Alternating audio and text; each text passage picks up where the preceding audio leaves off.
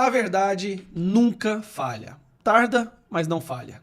Você se lembra daquele escândalo, aquele escândalo fast food, né? Quando dos supostos áudios gravados de uma conversa entre Bolsonaro, Ramagem e mais duas advogadas que falavam sobre uma tal de ABIN paralela. Esses áudios foram gravados pelo próprio Ramagem a pedido do Bolsonaro, até porque essas advogadas que viriam conversar com eles, se alguma oferta criminosa fosse sugerida, eles teriam áudio para se defender. Então foram eles mesmos que decidiram gravar esse áudio.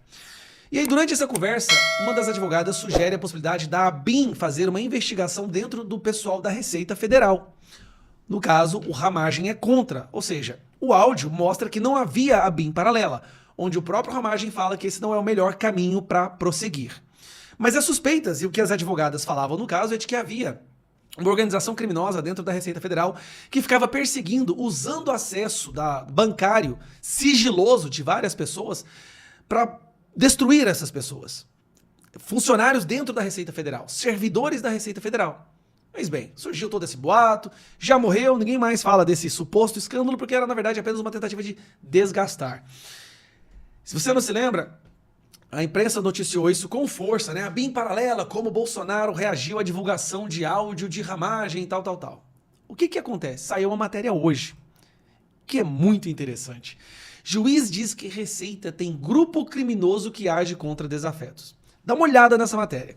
Juiz diz que grupo criminoso usa senha invisível e envia carta anônima para abrir a apuração. Tese foi usada por defesa de Flávio Bolsonaro. O juiz José Arthur Diniz Borges, da Justiça Federal do Rio de Janeiro, apontou a existência de um grupo criminoso na Receita Federal que faz pesquisas anônimas contra servidores desafetos ou políticos desafetos.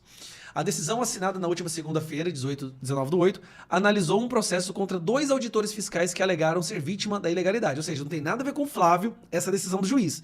Essa decisão do juiz mostra o grupo criminoso já agindo contra outras vítimas. Os auditores fiscais Rafael Sá e Tânia Sá respondem a uma ação de improbidade administrativa da Justiça. Segundo o juiz, a apuração especial do sistema da Receita Federal comprovou que a dupla foi vítima do esquema criminoso. E continua. Restou comprovado que os réus foram vítimas de um grupo criminoso que utiliza acessos privilegiados ao sistema da Receita Federal para instaurar processos disciplinares astuciosos com o fito de eliminar servidores desafetos, com o intuito de silenciar aquelas pessoas que eles não gostam. Esse grupo criminoso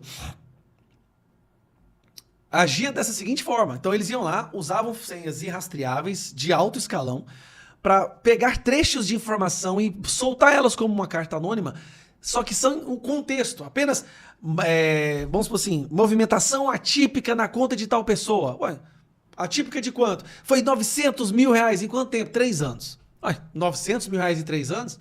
Então isso que fez com que surgisse a narrativa da tal rachadinha do Flávio Bolsonaro. Ainda de acordo com o juiz, esse grupo criminoso usa senhas invisíveis ou senhas funcionais privilegiadas para fazer pesquisas anônimas das bases de dados da Receita. Com essas informações sigilosas, envia cartas anônimas para tentar abrir um processo administrativo contra servidores desafetos ou, como a gente já sabe, nos casos de políticos, figuras públicas desafetos. Os fatos revelados demonstram prática costumais de montagem de cartas anônimas a partir de acessos imotivados a dados sigilosos de servidores da Receita Federal, as quais eram utilizadas como base para instauração de processo administrativo, completou o José. E aí, a tese de que funcionários da Receita usavam senhas invisíveis para fazer pesquisas ilegais foi usada pela defesa do Flávio Bolsonaro no caso das rachadinhas. A suposta atuação ilegal da Receita foi discutida em uma reunião no Planalto em 2020, com Jair Bolsonaro, Augusto Heleno, ministro do GSI. Alexandre Ramagem, chefe da ABIN, e as advogadas Juliana Bierrenbach e Luciana Pires. O encontro, revelado pela coluna em 2020, veio a público no mês passado, depois que a polícia prendeu a gravação da reunião com o Ramagem, aquela gravação que o próprio Ramagem gravou. Na época, a advogada confirmou à coluna que receberam ao menos 2 relatórios de Ramagem sobre o caso.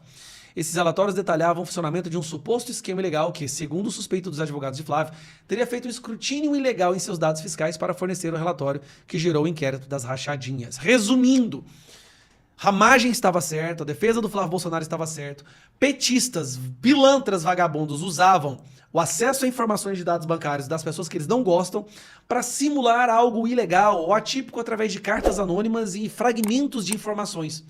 Isso causou o escândalo rachadinha do Flávio, que nunca aconteceu, mas que durou e desgastou o nome dele durante tanto tempo. Agora, a rachadinha do André Janones, que ele admite, que tem áudio gravado, que tem os funcionários admitindo, que tem todo o esquema escancarado, acabou. Nem preso o cara vai. Ainda mantém o mandato de deputado numa comissão de ética no qual o Boulos vira o maior defensor da rachadinha do Brasil. O Boulos ajudou a institucionalizar a rachadinha na Câmara dos Deputados pelo Conselho de Ética, quando ele protege o André Janones depois das absurdas e escancaradas provas de que André Janones é o verdadeiro rei da rachadinha. Um abraço.